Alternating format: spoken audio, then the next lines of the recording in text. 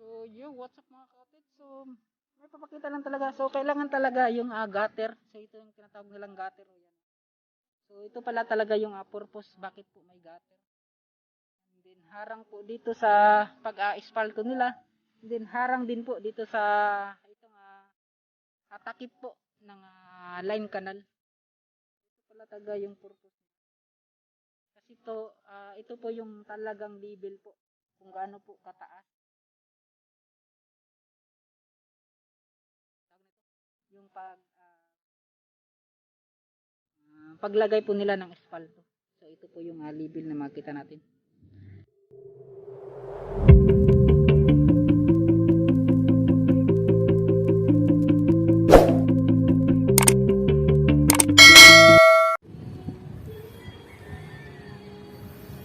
So what's up mga kautits, mayong hapon. So magandang hapon pala sa ating lahat. At ngayon dito naman po tayo. So binalikan ko lang po mga kautits. So pupunta talaga ako doon sa may ini-espaltuhan na po ng itong daanan. So babalikan ko po doon mga kautits kasi mga isang 1 week na po na di natin nababalikan doon kung ano na po yung mga nangyayari. So sa last na-update ko na po itong 4 na poste na nakikita ninyo mga kautits. At ito rin itong paggawa nila ng garden. Yan. So yung pag-update ko hindi pa to ganito. So yan ngayon mga kautits. So makikita natin itong paggawa nila di pa po to tapos. And then ito po yung kumbaga kuan lang niya, pundasyon lang, and then siguro ito lalagyan pa to ng plaster or magpipinish pa to mga kautits. Yan nakikita natin. So pormado na po yung pagkagawa. And then siguro papagandahin mga kautits katulad nito mga kautits. So itong paggawa ng curb canal. Yan so ganito siguro yung pagkagawa niyan mga kautits. Yan, ganito kalinis Yan, makinis talaga yung pagkagawa ng curb canal dito. So yan, dito napaplastar na yung mga ginagawang garden. And then itong mga poste. Yan, 4 na poste. Kasi last nung dito ako banda mga kautits kung may Abukana segment. Dito kasi ako nag-update. And then doon, so pupuntahan natin yung pag-iispalto nila mga kautits. Excuse me po. So ito, pinaplastar na. Then ito ginagawa sidewalk dito. Ayan, tuloy-tuloy na talaga mga kautits hanggang doon sa unahan. Yan papunta na po sa may Rojas Rotonda. Itong sidewalk na ginagawa. Ito pag-concrete nila. So ito pala may finishing na palang nagagawa mga kautits. Wow. So napakaganda po mga kautits. Ito. So ito pala. So ganito. Wow mga kautits. So ito yung sinasabi ko mga kautits. So kita nyo yung level na ginagawa nila.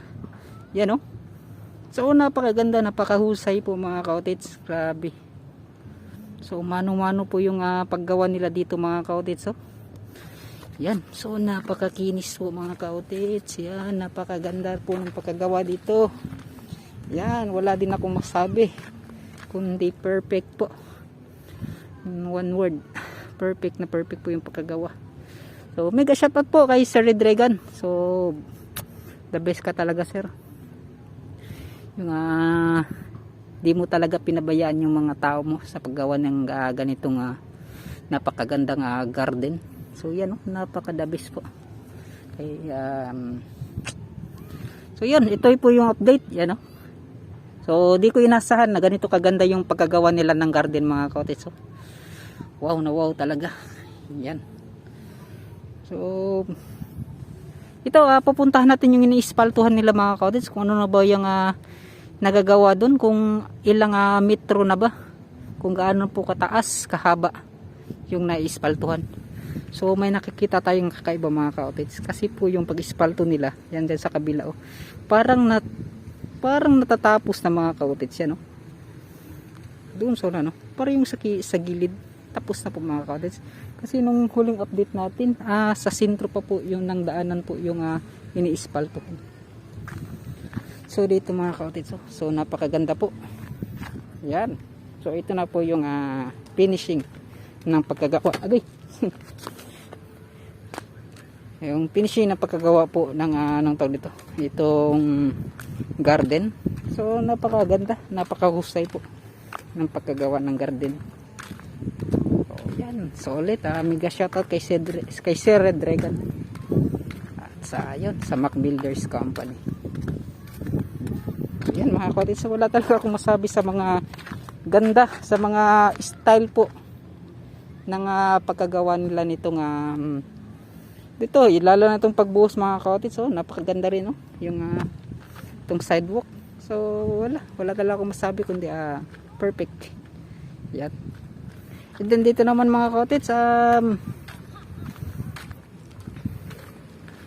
dito dito na po yung paglalagay po ng espalto. So may mga namamasyal-masyal po dito sa loob nitong pag-iespalto na dito nadaanan mga kapatids. So yan, nakikita natin. So may naispaltohan na pala sa kabila mga kapatids, pero parang first layer pa po yung espalto na nakikita natin. Yan, so sa first update natin, dito lang po talaga sa gitna yung naispaltuhan. So ngayon meron na dito. Yan. So nasa first layer pa po yung paglagay nila.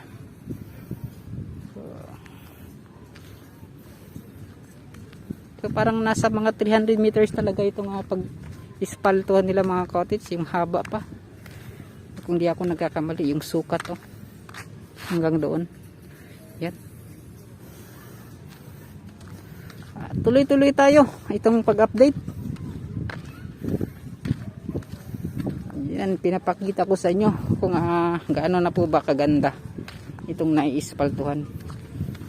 So yan, may nakita tayong mga buhangin, mga maliit na mga bato dito na nakalagay. Siguro pag once talaga na ito, pag nalinisan na to, napakaganda na po nito dito mga kautis, ito nga mga daanan sa may Boulevard area. So ito.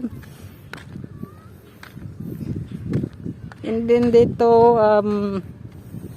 siguro pagkatapos dyan, so dito naman talaga yan mga cottage. Yan, pinapatag na talaga nila yung kabila.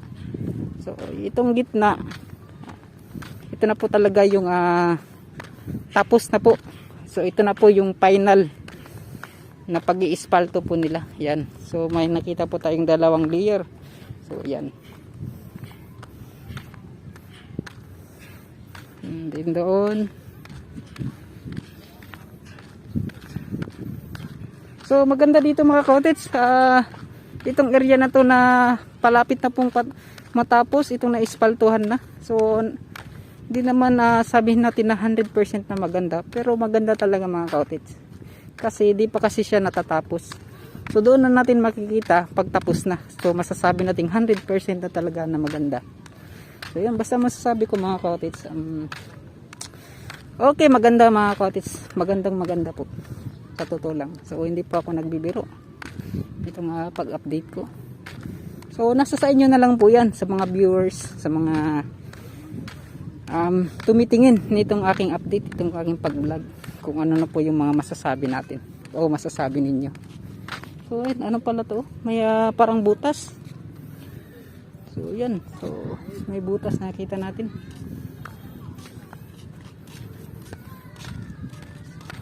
So doon sa una na may second layer na. So ito, may nakita tayong second layer na natatapos mga cottage.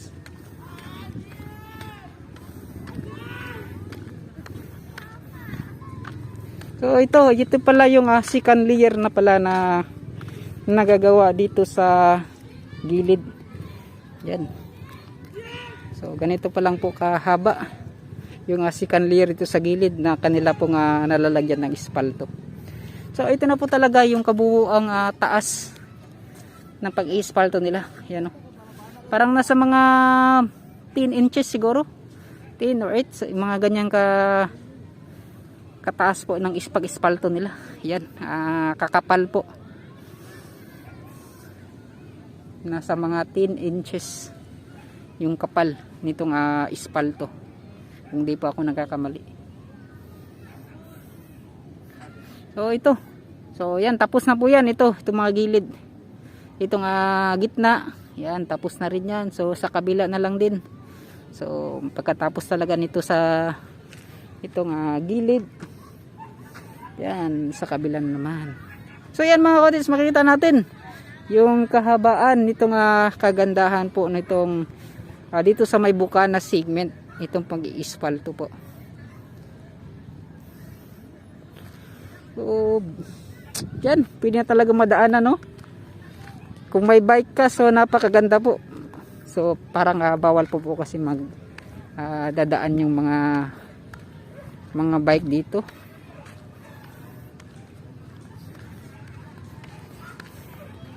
Yun, hintayin na lang talaga natin matapos to. Sa mga atat or mga excited na talaga dyan na makapunta dito sa may Coastal Road Boulevard. So ito na po. So pinapakita ko na po sa inyo ang kagandahan at yung mga pagbabago na po sa improvement dito sa may Bukana segment. So yan. So tinatapos na nila dito yung sa may main road talaga. Hindi dito sa mga gilid. So parang madali na lang po siguro yan. Yung paggawa. So dito talaga So yan nagmumotor pa na sobrang bilis magpatakbo mga ka-kotits. Yan. Oh, shut up! So kato, sa yung nagtrabaho yun sa may anong tawag nito, sa Wooing Company. So yan, parang tinitest niya mga ka-kotits kung gaano ba kaganda pag dito. Yan, yung mga nagmumotor, so grabe pag makapunta kayo dito, pag once na ma-open to itong Davao Coastal Road, grabe ang dami talaga banking bang tawag niyan mga ka-kotits. Yan kasi yung mga coastal road dito, paliko-liko po yung mga paggawa. Yan, so ito po yung parang taga pison po nitong ang tawag nito, itong asfalto. Yan po yung mga heavy equipments. Yan sila. So tagaluto po yun sa unahan, yung may pison, yung mga roller. So yun mga ka-kotits, binalikan ko lang po talaga kasi po kahit pa ulit-ulit ko po itong babalikan i-update, marami naman talaga po nagbabago po, mga improvement na nagagawa po dito. Yan, so makikita ninyo, so ito na po yung bridge sa may Bukana segment. And then dito daw din mga ka-kotits, iispaltuhan din itong concrete na to. Yan, itong semento na to. Yan, lalagyan din to ng espalto. So yan mga ka-kotits. So ito. So din dito mga ka-kotits, sa last update natin. So ito na po. Sa last update natin wala pang espalto, at ngayon meron na. Yan. So napakaganda talaga mga ka-kotits.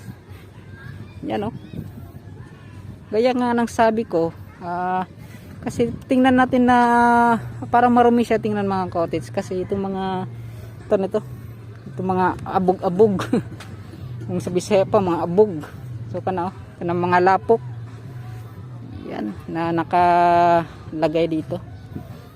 So napakaganda po talaga mga ka-kotits, wala akong masabi. Yan sa mga magmumotor dito, so marami naman talagang masisiyahan sa ginagawang coastal road. And then dito tapos na po mga ka-kotits. So may mga nagtatambay po dito. Yan. So itong ginagawang mga ka-kotits, napakataas po, napakahaba.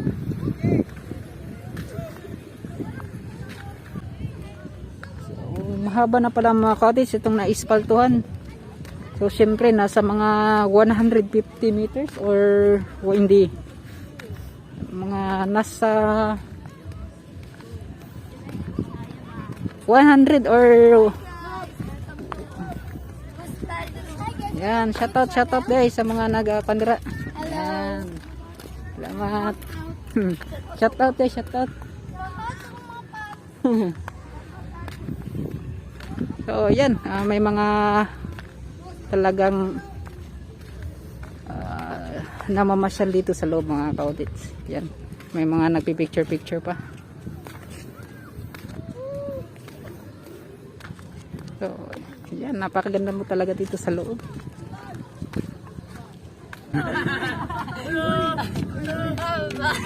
Shoutout din, shoutout mo. Shoutout! Alam mo, shoutout! Nya, wala nang sakit tao ka to inyong tumbling-tumbling gani si pangalan na to? Calisthenics. Calisthenics. Okay ra. Nya, kumusta naman mo? Gapo na yung Andrea, Coastal. Nang Coastal. Unsay may na to sa Coastal Road? Gapo na dyan. Gapo na dyan. Upgrade na. Upgrade na. So, tara na pa nag natulog sa hangin. Ay, sabi. Shoutout ay sa mga skaters dito sa Agdao and skaters sa Roa. Calisthenics youth skater. So, kato, wala na, kato moro to. Shoutout po sa mga mag-sponsor of skateboard para kay Japan. So, yan. So, yung what's up mga kautit. So, may papakita lang talaga. So, kailangan talaga yung gutter. So, ito yung tinatawag nilang gutter o yan o.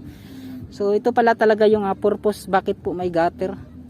And then, harang po dito sa pag-asphalto nila. And then, harang din po dito sa itong takip po ng line canal. So, ito pala talaga yung purpose nila. Kasi ito po yung talagang level po. Kung gaano po kataas. Yung tawag nito. Yung paglagay po nila ng espalto. So ito po yung level na makita natin. Itong ginagawang gutter na to. So yan. So in-update ko rin po mga kautits. So yun, saglit lang po mga kautits. Ano to nito? Idadagdag ko lang po yan mga kautits. So yung ginawa pa lang so kanalan pala talaga yung mga kautits. Daalan po ng kanal. So yan. So na-update natin yan. So ngayon lang po natin nabalikan. Yan. So napakaganda na po. So nilagyan po nila ng double barrel.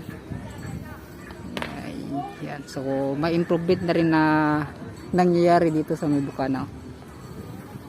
So yun. At pinunan ko lang mga kautits. Ito mga ginagawang mga pag-improvement po dito sa may Boulevard area. So yun. Wala na. So shut up guys. Mara to. So, kato, salamat kayo, ga. So, yun. Shout out po. Shout out ba yun? Yan, shout out sa mga dalaging dingdriya na nag-pastel sa may Bukana segment. Yan! So, wow, shout out! Yan. Hello guys, namin diri agay. Napadpad yung taga Boulevard 21. So, tayo, sa mga ninyo dito yung banda. Nindot na kaayo. Nindot, no? So, kani, puhon pag... So, kato, enjoy to eh. Yan, salamat. Yan. Sa mga bata diha, nangaligo. Yan. So, yo mga kautits at yan. Nais natin yung buhok natin mga kautits. At hanggang dito na lang yung pag-update natin sa ginagawang coastal road sa Bebenang sa Davao City. At nakikita natin mga kautits itong ito bago to. Yan, bago lang po yan. Nasa mga sobra 100 meters or nasa 100 meters po. Yung bago nilang na lalagyan dito banda sa kabilang area. So andun po yung bridge nakikita natin. So yun, yung buhok natin. Nakita yung bunbunan. So yun. So pinuntahan ko lang mga saglit mga kautits at ina-update ko kung ano na po ba yung mga nabago po. So yun. At hanggang dito na lang. So, bye-bye na. So, salamat sa mga solid supporters natin. Solid viewers. So, yun, mega shoutout pala kay Sir Alan Metilio Vlog. So, mga kotis, Sir Alan Metilio Vlog, mega shoutout. So, suportahan po natin mga kotis. Si Sir Alan Metilio. So, small YouTuber din niya mga kotis, katulad natin. So, ilalagay ko lang po yung vlog niya dito mga kotis. So, yung pangalan ng kanyang vlog. And then kay Sir Cool John Alternatives. So mega shoutout din sa iyo sir. So hantod din mga katits. So daghang kay salamat. Oh, bye bye.